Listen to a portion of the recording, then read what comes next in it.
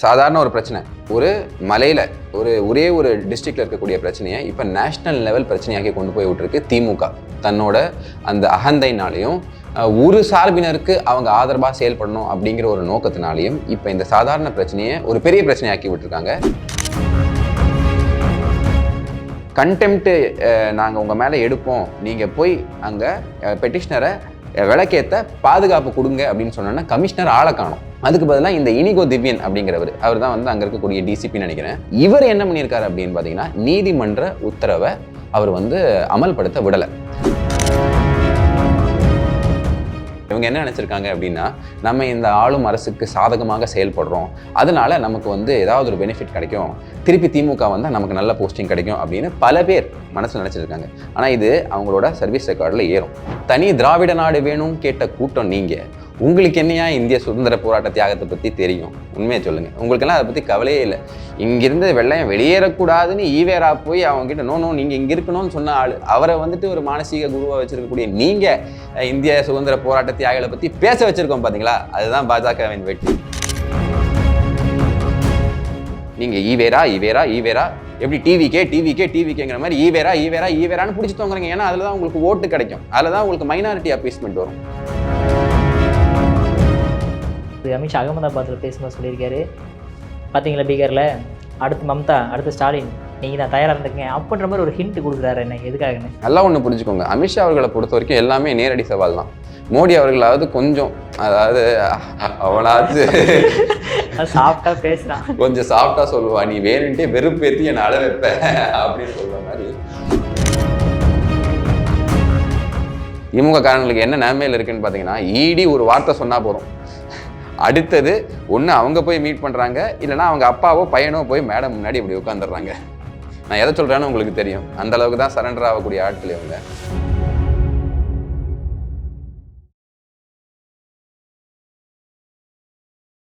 இளைய பாரத நேயர்களுக்கு வணக்கம். இன்னைக்கு நம்ம நேர்களில் நம்ம சிறப்பு விருந்தினர் இளைய பாரதத்தின் நிறுவனரான கார்த்திக் கோபிநாத் சார் அவர்கள் தான். நான் வணக்கங்கண்ணா. வணக்கம். வணக்கம்ண்ணா. வணக்கம் கௌதம். நான் நேற்றைய தினம் திருப்பரங்குன்ற விஷயத்தில் மதுரை கிளை அமர்வு வந்து ஜிஆர் சுவாமி அவர்கள் தீர்ப்பு கொடுத்துருக்காங்க. அதை என்ன சொல்லியிருக்காங்கண்ணா? அதாவது சாதாரண ஒரு பிரச்சனை, ஒரு மலையில் ஒரே ஒரு டிஸ்ட்ரிக்டில் இருக்கக்கூடிய பிரச்சனையை இப்போ நேஷ்னல் லெவல் பிரச்சனையாக்கி கொண்டு போய் விட்டுருக்கு திமுக. தன்னோட அந்த அகந்தைனாலையும் ஒரு சார்பினருக்கு அவங்க ஆதரவாக செயல்படணும் அப்படிங்கிற ஒரு நோக்கத்தினாலையும் இப்போ இந்த சாதாரண பிரச்சனையை ஒரு பெரிய பிரச்சனையாக்கி விட்டுருக்காங்க. அது மட்டும் கிடையாது, இது இங்கிருந்து நேஷனல் லெவலில் போயிருக்குன்னு மட்டும் கிடையாது. வெறும் திருப்பரங்குன்றத்தில் இருக்கக்கூடிய இஷ்யூவை இப்போ மாண்புமிகு நீதியரசர் என்ன பண்ணியிருக்காருன்னா, இது ஒரு பேட்டர்னாக இருக்குது, இதே போல் இவங்க செயல்பட்டுக்கிட்டு இருக்காங்க. இங்கே மட்டும் இல்லை, கன்னியாகுமரிலையும் அதே மாதிரி திண்டுக்கல் பக்கத்துலையும் இந்த மாதிரி கான்ஸ்டண்ட்டாக செயல்பட்டுக்கிட்டு இருக்காங்க. அப்போ இதை ஒரு ஐசோலேட்டட் இன்சிடெண்ட்டாக நம்ம பார்க்க முடியாது, இதை வந்து ஒரு பெரிய இஷ்யூவாக பார்க்கணும் அப்படின்னு சொல்லிட்டு திமுக தனக்குத்தானே தன் மண்டையில் என்ன சொல்லுது அப்படின்னு பார்த்தீங்கன்னா, இந்த மணல் மாஃபியா கிட்ட இருந்தாலும் மணலை கடன் வாங்கி அவன் தனியிலேயே போட்டிருக்கான். அதுதான் இங்கே நடந்திருக்கு. ரொம்ப முக்கியமான விஷயங்கள் நடந்திருக்கு. என்ன அப்படின்னு பார்த்தீங்கன்னா, இப்போ இந்த மாண்புமிகு நீதியரசர் ஜிஆர் சுவாமிநாதன் அவர்கள் இருக்காரு பார்த்தீங்களா, அவர் கொடுத்த உத்தரவை கடைபிடிக்கல. யாரு? அங்கே இருக்கக்கூடிய கமிஷனரும் கடைபிடிக்கல, மதுரை கலெக்டரும் கடைபிடிக்கல. ஆனால் இப்போ முக்கியமாக என்ன நடக்குது அப்படின்னு பார்த்தீங்கன்னா, இப்போ இன்னொருத்தரையும் வந்துட்டு ஆட் பண்ணியிருக்காங்க அந்த கண்டெம்ப்ட்ல. அவர் பேர் தான் இனிகோ திவ்யன். ஒரு கண்ணாடி போட்டுட்டு, இவர் பேர் இனிகோ திவ்யன். இவரை வந்துட்டு கண்ணாடி போட்டு அங்கே பார்த்துருப்பீங்க அந்த ஸ்பாட்டில். கண்டெம்ப்ட் நாங்கள் உங்கள் மேலே எடுப்போம், நீங்கள் போய் அங்கே பெட்டிஷனரை விளக்கேற்ற பாதுகாப்பு கொடுங்க அப்படின்னு சொன்னோன்னா கமிஷனர் ஆளை காணும். அதுக்கு பதிலாக இந்த இனிகோ திவ்யன் அவர் தான் வந்து அங்கே இருக்கக்கூடிய டிசிபின்னு நினைக்கிறேன். அவர் அங்கே இருக்கார், சுற்றி அவர் தான் அங்கே இருக்கார். அப்போ இவர் என்ன பண்ணியிருக்காரு அப்படின்னு பார்த்தீங்கன்னா, நீதிமன்ற உத்தரவை அவர் வந்து அமல்படுத்த விடலை. ஸோ அவர் மேலேயும் இப்போ கண்டெம்ப்ட் எடுத்து விட்டுருக்காங்க. அப்போ இது அவரோட சர்வீஸில் ரிஃப்ளெக்ட் ஆகும். இவங்க என்ன நினச்சிருக்காங்க அப்படின்னா, நம்ம இந்த ஆளும் அரசுக்கு சாதகமாக செயல்படுறோம், அதனால நமக்கு வந்து ஏதாவது ஒரு பெனிஃபிட் கிடைக்கும், திருப்பி திமுக வந்தால் நமக்கு நல்ல போஸ்டிங் கிடைக்கும் அப்படின்னு பல பேர் மனசில் நினச்சிருக்காங்க. ஆனால் இது அவங்களோட சர்வீஸ் ரெக்கார்டில் ஏறும். ஒரு நீதிமன்றம் கொடுத்துருக்கக்கூடிய, கான்ஸ்டியூஷனல் கோர்ட்டு கொடுத்துருக்கக்கூடிய உத்தரவை நீங்கள் செயல்படுத்தலை, அப்போ அவரை உள்ளே கொண்டு வந்திருக்காங்க. இது மட்டும் இல்லாமல் இது கேஸில் என்ன நடக்குது அப்படின்னு பார்த்தீங்கன்னா, அரசு தரப்பு வக்கீல், அது விகாஸ் சிங் அப்படிங்கிறவர் தான் ஒருத்தர் வராரு. அவர் என்ன சொல்கிறார் அப்படின்னு பார்த்தீங்கன்னா, ஐயா இந்த மாதிரி டிவிஷன் பெஞ்ச் 12 அதாவது திரு ரஜினிகாந்த் அவர்களோட பிறந்தநாள் அன்னைக்கு உட்காருது. ஸோ அன்னைக்கு விஷயங்கள் டிசைட் பண்ண ரெடியாக இருக்காங்க அப்படின்னு சொல்லியிருக்காங்க. திரு ஜிஆர்எஸ் அவர்கள் என்ன கேட்குறாங்க அப்படின்னா, சுப்ரீம் கோர்ட் இந்த மேட்டர் சீஸ்டாக இருக்கா, ஏன்னா சுப்ரீம் கோர்ட் சீஸ்டாக இருந்துச்சுன்னா இங்கே கீழே இருக்கக்கூடிய ஹை கோர்ட்ஸ் வந்து அதை டச் பண்ண மாட்டாங்க பொதுவாக. சரி சுப்ரீம் கோர்ட் என்ன சொல்லுது அப்படின்னு. ஆனால் விகாஸ் சிங் அவர்கள் என்ன சொல்லியிருக்காரு இந்த ஜட்மெண்ட்ல என்ன சொல்லப்பட்டிருக்கு அப்படின்னா, நாங்கள் இந்த விஷயத்த பல கோர்ட்டுக்கு கொண்டு போக விரும்பல. யார் திமுக காரனுங்க, அவங்க வேலையே இதுதான். இங்கே அடி வாங்கினது பார்த்தாது சுப்ரீம் கோர்ட்டில் அடி வாங்கினா நேஷனல் நியூஸ் ஆயிரும், இன்னும் மானம் போயிடும் அப்படிங்கிறனால அவங்க வந்துட்டு என்ன பண்ணுறாங்கன்னா லேசாக அப்படியே வராங்க. நாங்கள் எஸ்எல்பி எல்லாம் ஃபைல் பண்ணல அப்படிங்கிற விஷயத்த தெரிவிக்கிறார். இப்போ ஜிஆர்எஸ் அவர்கள் என்ன சொல்றாரு அப்படின்னு பார்த்தீங்கன்னா, ஐ எம் அவேர் தட் இந்த விஷயங்கள் வந்து விகாஸ் சிங் அவர்கள் சொல்லியிருக்காரு சுப்ரீம் கோர்ட்டுக்கு நீங்கள் போல, ஸோ அவங்க சீஸ்ட் ஆஃப் த மேட்டர் கிடையாது, அதனால நான் இதை எடுத்து பண்ண போறேன். அது மட்டும் கிடையாது, டிவிஷன் பெஞ்சும் வந்து எந்த விதமான இன்டரிம் ஆர்டரும் கொடுக்கல, எந்த ஸ்டேயும் கொடுக்கல.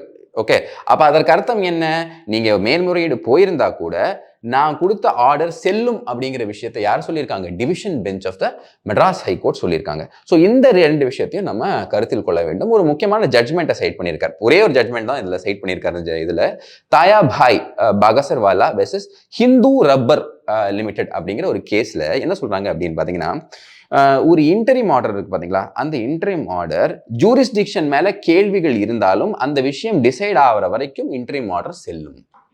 ஜூரிஸ்டிக்ஷன்ல பிரச்சனை இருக்கா, இவர் இதுல இந்த விஷயத்துல தீர்ப்பு கொடுக்கலாமா, இவரோட ஜூரிஸ்டிக்ஷன்ல வருமா அப்படிங்கிற கேள்வி எல்லாம் இருந்தாலும் அந்த விஷயம் தீர்மானிக்கப்பட வேண்டும். ஆனா அது வரைக்கும் இந்த இன்டரிம் ஆர்டர் செல்லும் அப்படிங்கிற விஷயத்த அவர் சொல்றார். ஸோ நான் உங்களுக்கு இதை சொல்லிட்டேன். இதுக்கப்புறம் தான் இருக்கக்கூடிய முக்கியமான விஷயம் என்ன அப்படின்னு பார்த்தீங்கன்னா, இந்த பேஜ் 10 ஆஃப் த ஜட்மெண்ட் நீங்கள் பொதுமக்களுக்கு எடுத்து காட்டுங்க. இதில் என்ன சொல்றாருன்னா, ஐயா இது ஐசோலேட்டட் இன்சிடென்ட் கிடையாது, திருப்பரங்குன்ற விஷயத்துல நாம சொல்லி இவங்க செயல்படலை அது மட்டும் கிடையாது. இதே போல கன்னியாகுமரியிலையும் ஒரு இன்சிடென்ட்டை சொல்றாரு. அந்த இன்சிடென்ட் ரொம்பவே முக்கியமான ஒரு இன்சிடென்ட். அதில் என்ன அப்படின்னு பார்த்தீங்கன்னா, அங்கே ஒரு மலை இருக்கு, அதற்கு பேர் மயிலாடும் பாறை. எப்படி பேரே வந்து மயிலாடும் பாறை. அப்போ அங்கே வந்து ஒரு முருகரோட திருவுருவச் சிலை இருக்கு. அப்ப அந்த திருவுருவச் சிலையை வந்துட்டு அகற்றிட்டாங்க. யாரு, அங்க இருக்கக்கூடிய மதுரை, அங்க கன்னியாகுமரியோட கலெக்டர் அதை வந்து அகற்றிட்டார். இப்ப ஒரு பர்டிகுலர் இஷ்யூல 2 தரப்பு இருக்காங்கன்னு வச்சுக்கோங்க. அதாவது இஸ்லாமியர் தரப்பு இருக்காங்க, இல்லை கிறிஸ்தவர் தரப்பு இருக்காங்க, அப்புறம் இந்துக்கள் தரப்பு இருக்காங்க. அப்படின்னா பொதுவாக என்ன பண்ணப்படும் அப்படின்னா, 2 தரப்பையும் கூப்பிட்டு அவங்க கருத்தை கேட்டுட்டு அதுக்கப்புறம் தான் அங்க அட்மினிஸ்ட்ரேட்டிவ் டெசிஷனா இருந்தாலும் சரி, ஜுடிஷியல் டெசிஷனா இருந்தாலும் பண்ணப்படும். இது பேர் தான் பிரின்சிபல் ஆஃப் நேச்சுரல் ஜஸ்டிஸ்னு சொல்லுவாங்க. அப்படின்னா என்ன, 2 தரப்பையும் கேட்காமல் ஒரு முடிவுக்கு நம்ம போக முடியாது. அதனால தான் இந்த எக்ஸ்பார்ட்டி ஆர்டர்ஸ் எல்லாம் மேக்சிமம் அவாய்ட் பண்ணுவாங்க. அப்ப இந்த கேஸ்ல என்ன இருக்கு அப்படின்னு பாத்தீங்கன்னா, மயிலாடும் பாறை அப்படிங்கிற இடத்துல, அதாவது பனிகுளம் வில்லேஜ் கன்னியாகுமரியில் இருக்கு. அப்ப அந்த இடத்துக்கு பேரு ஹோம் மிஷனரி சொசைட்டி அப்படின்னு மிஸ்டர் வில்சன், அதாவது கிறிஸ்துவ தரப்பு ஆதரவு தெரிவிக்கக்கூடிய அந்த வக்கீல் அவர் சொல்றார். ஆனா இன்னொரு தரப்பு என்ன சொல்றாங்க அப்படின்னா, இது ஹிந்து மிஷன் சொசைட்டி சார் அப்படின்னு. ஸோ இந்த பிரச்சனை 1980களிலே இருக்கு, 80, 81 அந்த டைம்ல இருந்தே இருக்கு. ஸோ திரு ஜிஆர்எஸ் அவர்கள் என்ன சொல்றாரு அப்படின்னு பாத்தீங்கன்னா, நீங்க இந்த முருகர் சிலையை எடுக்கக்கூடாது, அங்க இருக்கக்கூடிய கன்னியாகுமரி கலெக்டரோட இந்த டிசிஷன் வந்து ரிவர்ஸ் பண்ண வேண்டும். அதுதான் ஸ்டேட்டஸ் குவோ ஆன்டே அப்படிம்பாங்க. ஸ்டேட்டஸ் குவோனா இருக்கிறது அப்படியே போட்டோம், ஸ்டேட்டஸ் குவோ ஆன்டேனா இதற்கு முன்னாடி என்ன சூழ்நிலை இருந்தோ அதை ரிவர்ஸ் பண்ணுங்க, அப்ப எடுத்தது தவறு அங்க கொண்டு போய் வைங்க அப்படின்னு சொல்லியிருக்காரு. அது மட்டும் சொல்லலை, நீங்க அந்த முருகரோட திருவுருவச் சிலையை மட்டும் அங்க வைங்க, அதுக்கு மேல ஏதாவது கன்ஸ்ட்ரக்ஷன் பண்றதோ இல்லை வேற எந்த விஷயமோ பண்றதோ, ஒரு கூரையை கூட நீங்க எழுப்ப முடியாது, வெறும் இது. அதுதான் அந்த limited nature of the judgment, scope of the ஜட்மெண்ட்ல ஸ்ட்ரிக்ட் பண்றாரு. இங்க என்ன டிஸ்பியூட்டு, இந்துக்களை கேட்காம நீங்க அகற்றிட்டீங்க. அது திரு வில்சன் அவர்கள் வந்து ஆர்கியூ பண்ணியிருக்காரு. அதெல்லாம் கிடையாது, அந்த particular decision by the collector has to be reversed. ஆனா இது வரைக்கும் அது பண்ணப்படவில்லை. புரியுதுங்களா? அவர் என்ன சொல்ல, அந்த மலை யாருக்கு சொந்தம், அந்த இடம் யாருக்கு சொந்தம், ப்ராப்பர்ட்டி ரைட்ஸ் இது, இன்கம் சர்டிஃபிகேட், இதுக்குள்ள எதுவுமே போல. இந்த விஷயத்தை நீங்க பண்ணியிருக்க கூடாது அப்படிங்கிற ஒரு விஷயத்த ஒரு கலெக்டருக்கு சொன்னா அந்த கலெக்டர் செயல்படவில்லை. அப்ப மதுரை கலெக்டர் மட்டும் இல்ல, கன்னியாகுமரி கலெக்டர் இதே போல செகண்ட் இன்ஸ்டன்ஸ் ஒன்று கோட் பண்றாரு. அந்த செகண்ட் இன்ஸ்டன்ஸும் ரொம்பவே முக்கியம். இது வந்து இந்த பர்டிகுலர் இஷ்யூ மட்டும் அங்க இருந்து திண்டுக்கல்ல இருந்து நம்ம நிறைய நண்பர்கள் ஃபோன் பண்ணி சொன்னாங்க. ஏன்னா நம்ம இதை அதுக்கு பக்கத்துல இருக்கக்கூடிய வில்லேஜ் பத்தி நம்ம பேசியிருந்தோம். அப்ப இவங்க இந்த பெருமாள் கோவில் பட்டி அப்படின்னு திண்டுக்கல்ல ஒரு இடம். இது பாத்தீங்க அப்படின்னா கிறிஸ்தவர்கள் பெரும்பான்மையாக வாழக்கூடிய ஒரு கிறிஸ்டியன் மெஜாரிட்டி இடம். அப்ப இங்க என்ன ஆகுது அப்படின்னு பாத்தீங்கன்னா, இங்க ஒரு டெம்பிள் இருக்கு, காளியம்மன் டெம்பிள். அங்க இந்த கார்த்திகை தீபம் போல, இதை எப்படி திருப்பரங்குன்றம் போல கார்த்திகை தீபத்துக்கு விளக்கு ஏற்றணும் அப்படின்னு சொன்னப்ப அது ஏற்றக்கூடாது அப்படின்னு அவங்க ப்ரொடெஸ்ட் பண்றாங்க. அப்ப அங்க கோர்ட் ஆர்டர் இருக்கு, அங்கேயும் டிஸ்ட்ரிக்ட் கலெக்டர் இந்த விஷயத்தை அங்க இருக்கக்கூடிய ஜூரிஸ்டிக்ஷனல் போலீஸை இது என்ஃபோர்ஸ் பண்றதுக்கு விடலை. அப்ப வெறும் மதுரையிலயோ திருப்பரங்குன்றத்திலயோ மட்டும் கிடையாது, கோர்ட்டை என்ன ஆர்டர் கொடுத்தாலும் சென்சிட்டிவ் மேட்டர்ல இவங்க இந்த விஷயத்தை இவங்க கையில் எடுத்துக்கிறாங்க. அப்ப கேள்வி இங்க என்ன எழுது அப்படின்னா, இப்ப எத்தனை கோயில்களை நைட்டு ஆர்டர் வந்துச்சுன்னா காலையில் விடுகாலையில் போய் நீங்கள் இடிச்சிருக்கீங்க எந்த ஒரு டைமும் கொடுக்காம. அந்த மாதிரி நீங்கள் பண்ணும்போது இங்கே ஏன் இந்த அவசரத்தை காட்டுறீங்க? கோர்ட்டோட ஆர்டரை இம்ப்ளிமெண்ட் பண்ணுறதுக்கு என்ன பிரச்சனை? புரியுதுங்களா? ஸோ இது ஒரு பேட்டர்னாக இருக்கு அப்படிங்கிற விஷயத்தை தெளிவுபடுத்திட்டு அவர் என்ன சொல்றாரு அப்படின்னா, அதன் காரணத்தினால்தான் இதுக்கு முன்னாடி கமிஷனர் கலெக்டரை கூப்பிட்டுருந்தேன், இப்போ சீஃப் செக்ரட்டரியை இன்னைக்கு நீங்கள் வந்து ஆஜராகி 3 மணிக்கு நீங்கள் இதற்குண்டான பதிலை சொல்ல வேண்டும் அப்படின்னு சொல்லிட்டு ஒரு பர்டிகுலர் டேட்டை கொடுத்துட்டு chief secretary law and order ஏடிஜிபிக்கு அதாவது லா அண்ட் ஆர்டருக்குன்னு ஸ்டேட் கவர்மெண்ட் ஒரு ஏடிஜியை போட்டிருப்பாங்க. அப்போ சீஃப் செக்ரட்டரியும் எல்என்டோ ஏடிஜி இவங்க 2 பேரும் அப்பியர் ஆக வேண்டும் அப்படின்னு சொல்லியிருக்காங்க. இது மட்டும் இல்லாமல் முக்கியமான விஷயம் என்ன அப்படின்னு பார்த்தீங்கன்னா, சிஐஎஸ்எஃப் கமாண்டண்டை கூப்பிட்டுருக்காங்க. உங்களுக்கு ஏற்கனவே ஞாபகம் இருக்கும், நீங்கள் போய் என்ஃபோர்ஸ் பண்ணுங்க அப்படின்னு. அப்போ மனுதாரர் தரப்பில் ராமரவிக்குமார் தரப்பில், சார் இந்த பர்டிகுலர் விஷயம் ரொம்ப சீரியஸான விஷயம், லா அண்ட் ஆர்டர் பார்த்தீங்கன்னா நீங்கள் எல்லா இடத்துலையுமே வந்துட்டு இந்த லா அண்ட் ஆர்டரை சைட் பண்ணுறாங்க, இப்போ நிறைய பிரச்சனை இருக்குது, நீங்கள் வேறு பாராமிலிட்டரி ஃபோர்ஸை உள்ளே கொண்டு வர சொல்லியிருக்கீங்க, ஸோ ஹோம் மினிஸ்ட்ரியே இதுக்குள்ளே கொண்டு வரணும் அப்படின்னு. அப்போ இவர் என்ன பண்ணிவிட்டாருன்னா, சிம்பிள் இங்கே இருக்கக்கூடிய இஷ்யூ நேஷனல் இஷ்யூ ஆகிட்டார், ஒரு இஷ்யூவை ஒரு லார்ஜர் இஷ்யூ ஆக்கிட்டார். ஏன்னா ஒரு இந்த கண்டெம்சுவஸ் ஆக்ட்ங்கிறது வந்துட்டு ஒரு பேட்டர்னாக போய் கொண்டிருக்கு. அப்போ அது எல்லாத்தையும் கோட் பண்ணி நீங்கள் வந்து secretary to the home ministry இருக்கார் பார்த்தீங்களா, secretary department of union home ministry, அவருமே காணொலி வாயிலாக செயலர் வந்துட்டு அப்பியர் ஆகணும் அப்படின்னு சொல்லிட்டார். அப்போ இப்போ இந்த திமுக பண்ணிருக்கக்கூடிய செயல் என்னன்னு பார்த்தீங்களா, இங்கே இருக்கக்கூடிய லோக்கல் இஷ்யூவை நேஷனல் இஷ்யூ ஆக்கி விட்டுருக்கு. அது மட்டும் இல்லாமல் இதற்கு பின்னாடி இருக்கக்கூடிய பேட்டர்ன் எல்லாத்தையும் திமுகவோட செயல்பாடுனால இது வெளியே கொண்டு வந்திருக்கு. ஸோ இது வன்மையாக கண்டிக்கக்கூடிய விஷயம். ஏன்னா இது கொலிஷன் கோர்ஸ் வித் ஜுடிஷியரி. இப்போ கோர்ட் ஆர்டரை நாங்கள் மதிக்கவே மாட்டோம். ஹெச்ஆர்என்சி பார்த்தீங்க அப்படின்னா அப்படியே கண்டெம்ட் மேலே கண்டெம்ட் தான் பண்ணிக்கிட்டு இருக்கோம். அப்போ அவன் மூலியமாகவே அவனோட ப்ராப்பர்ட்டியை ப்ரொடெக்ட் பண்ண வக்கு இல்லாமல் எதிர்த்தரப்பினர் மாதிரி நடந்துக்கிட்ட அந்த பர்டிகுலர் இஓ இருக்காரு பார்த்தீங்களா, அவருக்கும் இது பெரிய ஒரு பின்னடைவாக இருக்கும். இதை பார்த்து மற்ற இஓஸ் அவங்கள திருந்துவாங்கன்னு நீங்கள் யோசிப்பீங்க, ஆனால் திருந்த மாட்டாங்க. இந்த அறநற்ற துறை இருக்கிற வரைக்கும் அவங்க பொலிட்டிக்கல் கண்ட்ரோலில் தான் வச்சுருப்பாங்க. பட் ஸ்டில் இது ஒரு பயங்கரமான ஆப்பர்ச்சுனிட்டி. இது இந்தியா மட்டும் இல்லைங்க, உலகம் ஃபுல்லாக போய் சேரும். ஒரு ஸ்டேட்டில் ஒரு particular law and order problem union மினிஸ்ட்ரியை கொண்டு வந்து அவங்க வந்துட்டு பார்ட்டி டு த கேஸாக கொண்டு வந்து விட்டுருக்காங்க அப்படின்னா இதோ கிராவிட்டி எவ்வளோ பெருசாக இருக்கும்னு நீங்கள் புரிஞ்சுக்கோங்க. ஸோ இது வந்து திமுகவுக்கு பெரிய பின்னடைவாக இருக்கும் அப்படிங்கிறத மாற்று கருத்தே இல்லை. ஓகே. ஆனால் அதே மாதிரி இப்போ கோர்ட்ஸ் எல்லாமே வந்து இந்த மாதிரி ஜட்மெண்ட்டே கொடுக்க ஆரம்பிச்சிட்டாங்க, தீபத்தூணில் தீபம் ஏற்றுங்க அப்படின்ட்டு. ஆனால் அது தீபத்தூணே கிடையாது, அளவுகோல் கல்லுன்ற மாதிரி அதுக்கு ப்ரூஃப் கொடுங்கன்ற மாதிரிலாம் கேட்க ஆரம்பிச்சு. அது தீபத்தூணா இல்லை அப்படிங்கிறது ஒரு பெரிய டிபேட். தீபத்தூண் தான் அப்படின்னு பல ஆவணங்களை கொடுத்துருக்காங்க. அதாவது 1980 வந்த அந்த நூல்கள், அதில் இருக்கக்கூடிய சான்றுகள் எல்லாம் நம்ம கொடுத்துக்கிட்டு இருக்கோம். பட் நான் என்ன சொல்கிறேன், அவங்களோட பாயிண்ட்டுக்கே போகும், அது மைல்கல்லாகவே இருக்கட்டும். ஆனால் தர்காவோட அந்த படிகள், அப்புறம் வந்துட்டு அங்கே இருக்கக்கூடிய ஒரு சின்ன ப்ராப்பர்ட்டி, இந்த 3 தவிர மற்ற எல்லா இடமும் யாருக்கு சொந்தம்?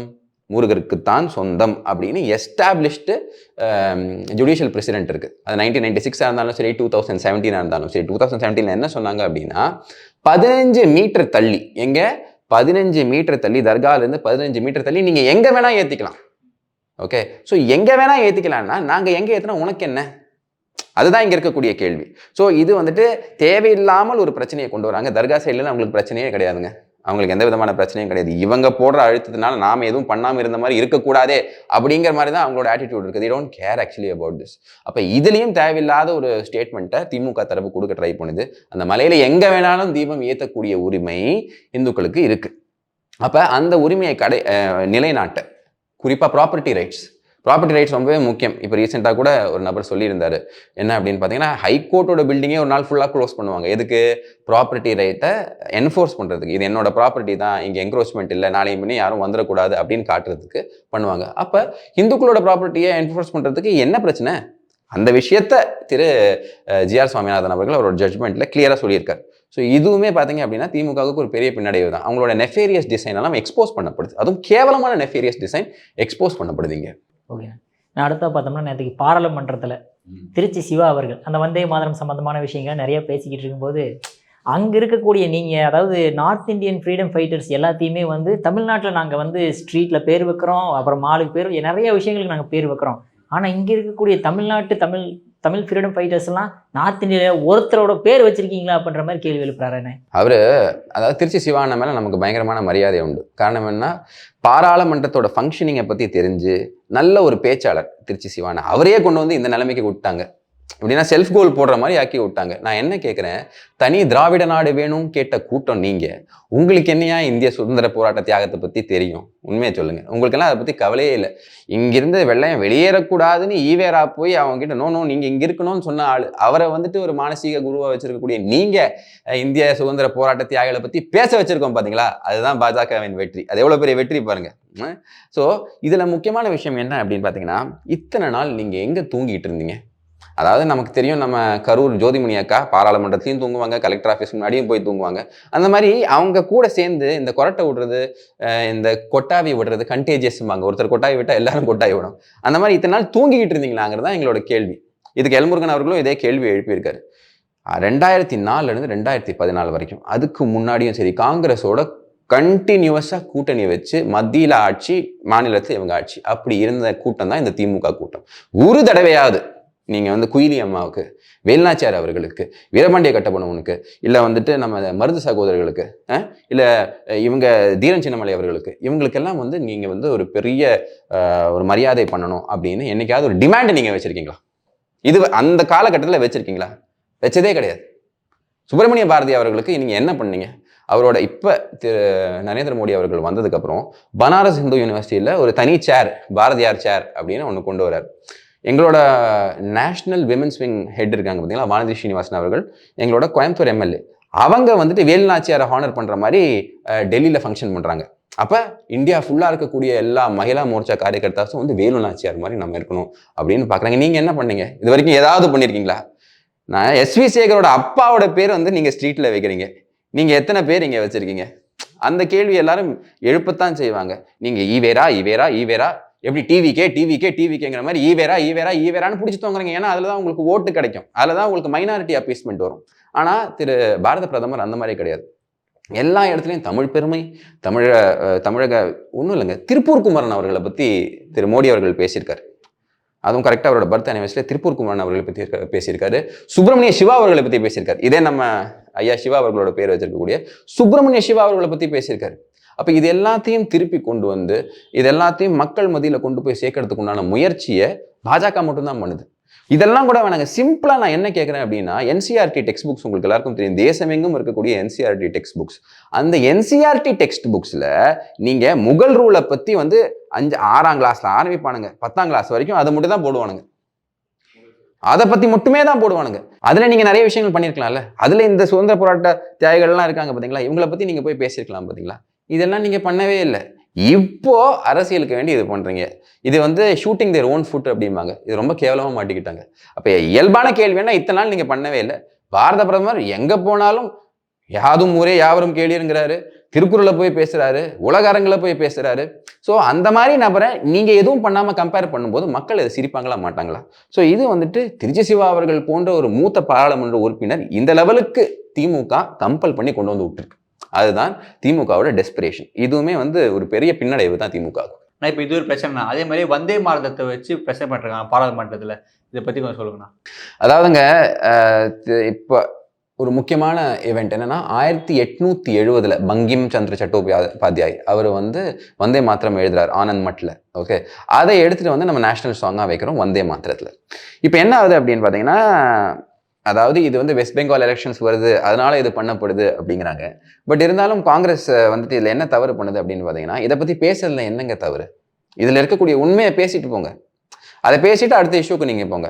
அதாவது அவங்க வந்து ஓட் சோரியை பற்றி பேசணும், எக்கனாமிக்ஸை பற்றி பேசணும் அப்படிங்கிறாங்க. பட் இவங்க இதை பற்றி பேசும்போது இவங்க யாருமே இருக்கிறது இல்லை, எல்லாம் கிளம்பி வெளியே போயிடுறாங்க. இந்த மாதிரி இஷ்யூவில் மட்டும் இருக்காங்க. வந்தே மாதத்தை பற்றி பேசும்போது மட்டும் கர்கே இருக்காரு, ராகுல் காந்தி இருக்காரு, எல்லாருமே இருக்காங்க. பட் மற்ற இஷ்யூவை பற்றி பேசும்போது, முக்கியமான இஷ்யூ பற்றி பேசும்போது அப்படியே கிளம்பி போயிட வேண்டியது கேண்டீனுக்கு. ஆனால் இங்கே என்ன நடந்திருக்கு அப்படின்னு பாருங்க. நரேந்திர மோடி அவர்கள் ஒரு முக்கியமான விஷயத்த சொல்றாரு. அவர் வந்துட்டு ஒரு பேட்டர்னை எக்ஸ்போஸ் பண்றாரு.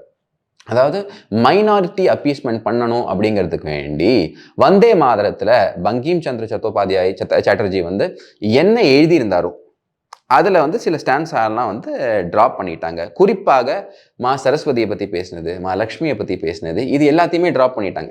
அப்போ இந்த முடிவு எங்கே எடுக்கப்படுது அப்படின்னா, 1937 வாக்கில் திரு நேரு அவர்கள் வந்து இந்த முடிவு எடுக்கிறார். அப்போ நேரு அவர்கள் சுபாஷ் சந்திர போஸ் அவர்களுக்கு ஒரு லெட்டர் எழுதுறாரு. அதாவது, ஐயா இந்த மாதிரி பாருங்க, Muslims will not take this lightly அவங்களுக்கு இது பிடிக்காது, அதனால இந்த விஷயத்தை எடுத்துடலாம் அப்படிங்கிற மாதிரி ஒரு முடிவு எடுக்கிறார். அப்ப போஸ் அவர்கள் என்ன சொல்றாருன்னா, நீங்க வந்து இவர்கிட்ட பேசிக்கோங்க, அதாவது ரவீந்திரநாத் டாகோர். ஏன்னா அவர் வந்துட்டு அந்த மண்ணின் மைந்தன். இப்போ ரவீந்திரநாத் டாகோர் ஒரு ஒப்பீனியன் கொடுக்குறாரு. ரவீந்திரநாத் டாகோர் என்னன்னா ஒரு நேஷனலிஸ்ட் இருந்தாலும் ஒரு யூனிவர்சல் மைண்ட் செட் கொண்டவர். இந்த 2 பேராகிராஃப் மட்டும் இருந்து மற்றது இல்லைனா கூட எனக்கு வந்து ஒரு கனெக்ட் இருக்கு அப்படிங்கிற மாதிரி அவர் சொன்னதுனால நேரு அவர்கள் என்ன பண்றாரு, அதை ஒரு எக்ஸ்கியூஸா யூஸ் பண்ணிட்டு இந்த முக்கியமா நம்மளோட கலாச்சாரம், அதுவும் இந்த கல்ச்சரல் இம்பார்ட்டன்ஸ் இருக்கு பாத்தீங்களா, அதை குறிக்கக்கூடிய வரிகள், அதுவும் குறிப்பா மா லட்சுமியை பத்தி, மா சரஸ்வதியை பத்தி, மா துர்காவை பத்தி. ஏன்னா உங்களுக்கு எல்லாருக்கும் தெரியும் Durga Puja is very famous in West Bengal. So இதெல்லாத்தையும் ட்ராப் பண்ணிடுறாங்க. ஏன் முஸ்லீம் லீக் கோச்சு கூடாதுன்னு. கடைசியில் என்னாச்சு, நாட்டை பிரிச்சுட்டு போனானா இல்லையா? அதுதான் மோடி அவர்கள் என்ன சொல்றாரு அப்படின்னு பாத்தீங்கன்னா, before the partition of the country வந்தே மாத்திரம் வாஸ் பார்ட்டிஷன். வந்தே மாத்திரத்தில் இருக்கக்கூடிய அந்த முக்கியமான வரிகளை பார்ட்டிஷன் பண்ணி நீங்க என்ன பண்றீங்க, முஸ்லீம் அப்பீஸ்மெண்ட் பண்றீங்க, இஸ்லாமியர்களை ப்ளீஸ் பண்றதுக்கு வேண்டி பண்றீங்க அப்படின்னு. மறுபடியும் நான் சொல்றேன், இதை பாடுறதுல மற்றவங்களுக்கு என்ன பிரச்சனை? எதுவாக இருந்தாலும் தேசம் தானே முதல்ல வரணும், அதுக்கப்புறம் தான் நமக்கு மதம் என்ன பிரிந்தது போதுமே நீங்க பாட்டு போட்டு நீங்க மக்களை ஏமாத்தலாம். ஆனால் உண்மை என்ன அப்படின்னு பாத்தீங்கன்னா, ஒரு பர்டிகுலர் குரூப் வந்து இது பண்ணாதான் ஹாப்பி ஆவேன் அப்படின்ட்டு இருக்காங்க. அப்ப அதற்கு வேண்டி வந்தே மாத்திரம் போன்ற ஒரு முக்கியமான சாங்கை வந்துட்டு இவங்க வந்துட்டு பைஃபர்கேட் பண்றாங்க. அதுக்கப்புறம் தான் பார்ட்டிஷன் ஆஃப் பெங்கால் நடந்தது, உங்களுக்கு எல்லாருக்கும் தெரியும். பார்ட்டிஷன் ஆஃப் இந்தியா நடந்தது. ஸோ இந்த மாதிரி விஷயங்கள்லாம் இவங்க கான்ஸ்டன்ட்டாக பண்ணிக்கிட்டு இருக்காங்க. அதனால திரு அமித்ஷா அவர்கள் இந்த டிபேட் வந்து நம்ம மோடி அவர்கள் ஸ்டார்ட் பண்றாரு. அதுக்கப்புறம் ராஜ்யசபால அமித்ஷா அவர்கள் வரார். அமித்ஷா அவர்கள் வந்தால் எப்படி அனல் பறக்கும் அப்படிங்கிறது உங்களுக்கு தெரியும். அவர் என்ன சொல்றாரு அப்படின்னா, சிம்பிளா அவர் சொல்றாரு, நீங்களாம் அதை பற்றி பேசவே முடியாது. வந்தே மாதரம் 1870 பாடப்பட்டது. அதுக்கப்புறமா அதோட 100வது ஆனிவர்சரியில் நம்ம என்ன நிலைமையில தெரியுமா இருந்தோம்? 1977 என்ன நடந்தது, எமர்ஜென்சி. அப்போ இந்திராவை எதிர்த்து பல பேர் போராடினாங்கல்ல, அவங்க பாடினதும் வந்தே மாத்திரம் தான் அப்படிங்கிறத அவங்க சொல்கிறாங்க. பட் கர்கே, பிரியங்கா காந்தி அவர்கள்லாம் அவங்க என்ன சொல்கிறாங்க அப்படின்னா, சார் நேரு மட்டுமே பண்ணத மாதிரி நீங்கள் சொல்லாதீங்க, மற்றவங்களும் சேர்ந்து பண்ணியிருக்காங்க. நேரு சொன்னதுக்கு காந்திஜி ஓகே சொன்னார், நேரு சொன்னது எல்லாத்துக்குமே காந்திஜி ஓகே தானே சொன்னார், அதனால தான் நாடு இப்படி இருக்குது. அவர் சில இடத்துல he should have put his foot down and said no, chuck Nehru away and take Sardar Vallabhbhai Patel as a prime minister. இப்போ விஷயங்கள் வேற மாதிரி இருந்திருக்கும், நாடு வேற மாதிரி இருந்திருக்கும். But that is history. அதை ஹிஸ்ட்ரியிலேருந்து நம்ம சில லெசன்ஸ் எல்லாத்தையும் எடுத்துக்கணும். ஸோ இந்த டிபேட்டு இப்போ பயங்கர ஒரு பாராளுமன்றத்தில் ஒரு பெரிய ஃபரோரை எழுப்பியிருக்கு அப்படிங்கிறத நம்ம சொல்லணும். பட் அகெயின் இதுலேயும் வந்து இந்த டிபேட்டில் காங்கிரஸ் வந்து பார்ட்டிசிபேட் பண்ணி அவங்களோட சைடை சொல்லிட்டு போகிறது தான் அவங்களுக்கும் பெட்டர். இல்லைனா இதுவும் பாஜகவுக்கு வெஸ்ட் பெங்கால் எலெக்ஷன்ஸில் ரொம்பவே உதவியாக இருக்கும் அப்படிங்கிறத மாற்று கருத்து இல்லை. ஆனால் அதே மாதிரி அமித்ஷா அவர்களை பற்றி பேசும்போது, அதாவது அமித்ஷா அகமதாபாத்தில் பேசும்போது சொல்லியிருக்காரு, பார்த்தீங்களா பீகாரில் அடுத்து மம்தா, அடுத்து ஸ்டாலின், நீங்கள் தான் தயாராக இருந்துக்கங்க அப்படின்ற மாதிரி ஒரு ஹிண்ட் கொடுக்குறாரு. என்ன எதுக்காகன்னு இது அதுவும் எப்படி நேரடி சவால்னா, அது நல்லா ஒன்று புரிஞ்சுக்கோங்க. அமித்ஷா அவர்களை பொறுத்த வரைக்கும் எல்லாமே நேரடி சவால் தான். மோடி அவர்களாவது கொஞ்சம், அதாவது அவனாவது சாஃப்டா பேசுறான், கொஞ்சம் சாஃப்டா சொல்லுவா, நீ வேணுன்ட்டே வெறுப்பேற்றி என்னை அழ வைப்ப அப்படின்னு சொல்ற மாதிரி. மோடி அவர்கள் வந்து அவர் இன்டர்நேஷனல் லெவலில் போனதுனால எல்லாத்தையுமே கொஞ்சம் டிப்ளமேட்டிக்காக சொல்லுவார். ஆனால் அடியோட வழி அதே மாதிரி தான் இருக்கும். யார் அந்த டபுள் கொட்டு அவன் தானா அப்படிங்கிற மாதிரி தான் இருக்கும். ஆனால் அமித்ஷா அவர்கள் என்ன அப்படின்னா, அவருக்கு வந்து டிப்ளமசி எல்லாம் is not a strong point. எடுத்தோம் முடிப்போம் அவ்வளோதான். இப்படி தான் சொன்னார் கொஞ்ச நாளைக்கு முன்னாடி அந்த நக்சல் தலைவரை பற்றி பேசும்போது ஒரு இடத்துல சொன்னார், ஒரே ஒரு வாய்ப்பு தான், வந்து வெப்பனை சரண்டர் பண்ண வந்து உள்ளவான். கடைசியில் பார்த்தா ஹிட்மா ஒய்ஃபும் வந்து என்ன ஆனாங்கன்னு உங்களுக்கு எல்லாருக்கும் தெரியும். ஸோ அவர்கிட்ட இந்த விளையாடுற வேலை அது இதெல்லாம் கூடாது. திமுக காரங்களுக்கு என்ன நிலைமையில் இருக்குன்னு பார்த்தீங்கன்னா, ஈடி ஒரு வார்த்தை சொன்னால் போதும், அடுத்தது ஒன்று அவங்க போய் மீட் பண்ணுறாங்க, இல்லைனா அவங்க அப்பாவோ பையனோ போய் மேடம் முன்னாடி இப்படி உட்காந்துடுறாங்க. நான் எதை சொல்கிறேன்னு உங்களுக்கு தெரியும். அந்த அளவுக்கு தான் சரண்டர் ஆகக்கூடிய ஆட்கள் இவங்க. ஸோ அந்த நேருவை பற்றி பேசும்போது இது கொஞ்சம் பேச வேண்டியிருக்கு. ஸோ அமித்ஷா அவர்கள் நெவர் மின்சஸ் வேர்ட்ஸுங்க. விஷயத்தை சிம்பிளாக சொல்கிறார். வெஸ்ட் பெங்காலை நாங்கள் எடுப்போம், வெஸ்ட் பெங்கால் எடுக்கிறதுல உறுதியாக அதில் மாற்று கருத்தே இல்லை. அங்கே கிரவுண்டில் வந்துட்டு வேறு லெவலில் மொபிலைசேஷன் நடந்துகிட்டு இருக்கு. அது மட்டும் இல்லை, ஹெவி ஆன்டி இன்கம்பன்சி இருக்கிறனால அங்கே வந்து உறுதியாயிருச்சு. தமிழ்நாட்டிலையும் ஆன்டி இன்கம்பன்சி பீக்கில் இருக்குது. அப்போ இப்படியாவது சரி, அப்படியா இருந்தாலும் சரி, இங்கிருந்து திமுக அகற்றப்பட வேண்டும் அப்படிங்கிறதுல சென்டர் பயங்கர உறுதியாக இருக்குது. என்ன ஆட்டம் உங்களுக்கு, என்ன ஆட்டம்? சனாதனத்தை ஒழிப்பேங்கிறது, தமிழ்நாடு வேறங்கிறது, என்னையா வேற? நீயே சொல்கிற இங்கே தான் வந்துட்டு நிறைய சுதந்திர போராட்ட தியாகிகள் இருக்காங்க. அப்போ நீ பண்ணக்கூடிய விஷயங்கள்லாம் ஒத்துப்பாங்களா? சனாதனத்தை எதிர்த்தா ஒத்துப்பாங்களா? இல்லை வந்து தேசியத்துக்கு எகென்ஸ்டாக பேசினா ஒத்துப்பாங்களா? நீங்கள் என்னை ஏமாத்துறீங்க, நீங்கள் வஞ்சிச்சிட்டீங்க, பிசிக்கிட்டீங்க, நசுக்கிட்டீங்க, சொரிஞ்சிட்டீங்க, கரிச்சிட்டீங்க அப்படின்னு சொன்னால் ஒத்துப்பாங்களா? அப்போ அவங்களுக்கும் நீங்கள் உண்மையா இல்லை, உங்களோட கொள்கைக்கும் உண்மையா இல்லை. உங்களுக்கு தேவை அரசியலில் பவர். அதுக்கு வேண்டி தான் நீங்கள் வேலை செஞ்சுட்டு இருக்கீங்க.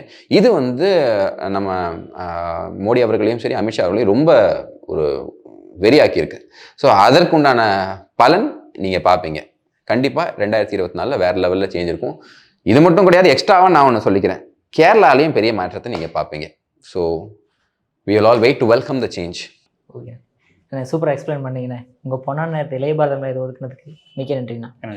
நன்றி, வணக்கம். நேயர்களுக்கும் வணக்கம். ஜெய்ஹிந்த்.